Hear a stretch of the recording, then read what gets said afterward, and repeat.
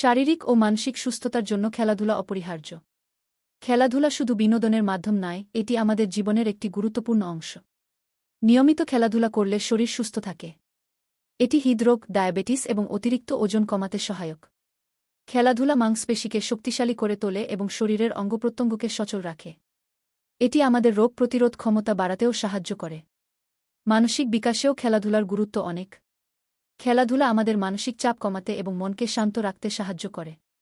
এটি আমাদের আত্মবিশ্বাস বাড়াতে এবং সামাজিক সম্পর্ক উন্নত করতেও সহায়ক। খেলাধুলা আমাদের মধ্যে টিমওয়ার্ক, নেতৃত্ব এবং সহনশীলতার মতো গুণাবলী তৈরি করে। শিশুদের শারীরিক ও মানসিক বিকাশে খেলাধুলা বিশেষভাবে প্রয়োজন।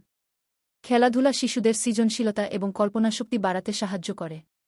এটি তাদের মধ্যে সামাজিকতা এবং সহযোগিতার মনোভাব গড়ে তোলে। খেলাধুলা শিশুদের লেখাপড়ায়ও মনোযোগ বাড়াতে সহায়ক। এছাড়াও খেলাধুলা আমাদের সমাজে ঐক্য ও সম্প্রীতি গড়ে তুলতে সাহায্য করে।